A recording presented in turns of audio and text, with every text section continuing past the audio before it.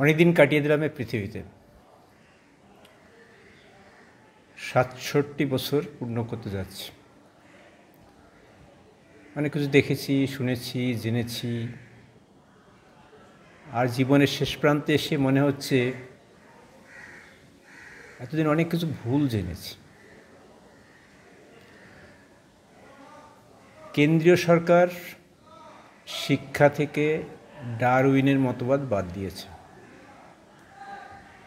পাগলামি ভাবতাম, কারা কাদের হাতে পড়েছে, কী করেছে। ডারউইনের বাদ দিলে তাহলে মানুষের সৃষ্টিতত্ত্ব কোত্থেকে জানবে, প্রাণের সৃষ্টিতত্ত্ব, পৃথিবীর সৃষ্টিতত্ত্ব, জীবনের এই যে বিবর্তন, এর ব্যাখ্যা কীভাবে হবে। মাঝে এক মন্ত্রী বলেছিলেন ময়ূর চোখের জল থেকে সন্তান উৎপাদন করে।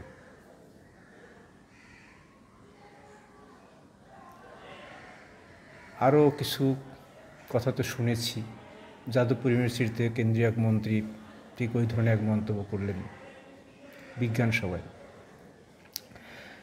আর সম্প্রতি আমাদের প্রধানমন্ত্রী যেটা বললেন, তার জন্ম নাকি বায়োলজিক্যাল নয়, অর্থাৎ তিনি পিতামাতার সন্তান নন, মানে ঔরসজাত সন্তান নন।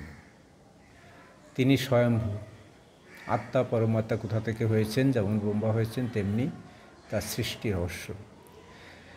শ্রীকৃষ্ণেরও তো একটা সৃষ্টিতত্ত্ব ছিল, তিনি সেটা মেনেছিলেন।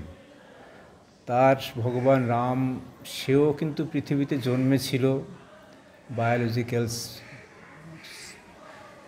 সূত্র ধরেই। কিন্তু তার থেকে অনেক বড় অবতার রাম বা কৃষ্ণ থেকে সম্ভবত মোদি, তিনি বলছেন, নিজেই বলছেন, ঘোষণা করছেন নির্বাচন প্রক্রিয়ায় যে আমি বায়োলজিক্যাল সান নই। বিজ্ঞান নিয়ে পড়াশুনো করেছি, কিছু কিছু জিনিস জানতাম। এই যে জিরাফের মাথাটা লম্বা হয়ে যায়, কেন হয়? অ্যাডাপ্টেশন। ডাইনোসর পৃথিবীতে টিকতে পারল না, কেন পারল না? সেও এক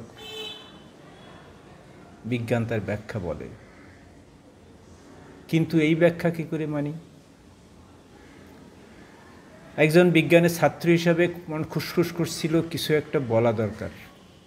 একজন দুজন যাই শুনুক, অন্তত আমার তো একটা ডিউটি থাকে, আমার একটা কাজ থাকে। আমি যা ভালোবাসি, যে বিজ্ঞানের দৃষ্টি থেকে আমি দেখি, সেই বিজ্ঞানকে যে আমি বিজ্ঞানের পক্ষ থেকে আমার কিছু বলা দরকার। একটা ভিডিও দেখলাম ধ্রুব রাঠির, তিনি এই বিষয়ে ভিডিওটা করেছেন। এই যে ইভলিউশন, এটা কি এটা ফেক? কোথায় এলো, কোথা থেকে এলো মানুষ, কোথা থেকে এলো গাছপালা, কোথা থেকে এলো সৃষ্টি? তিনি শুরু করেছেন অনেক আগের থেকে, যখন পৃথিবীতে প্রাণের অস্তিত্ব ছিল না একদমই, সেই সময় থেকে। আমি বলার থেকে তার বলা অনেক ভালো। অনেক তত্ত্ব দিয়ে তিনি বলেছেন। আপনারা শুনুন, আপনি যদি মোদির তত্ত্বে বিশ্বাস করেন, করতেই পারেন, কিন্তু ভিডিওটা শুনতে তো আপত্তি নেই, একটু শুনুন। আমি যা বলতে চাই, আমার বলাটা ধ্রুব রাঠি বলেছেন, আমি বলবো, আপনারা একটু শুনুন, সময় নিয়ে হাতে খানিকটা শুনুন। কীভাবে শুনবেন?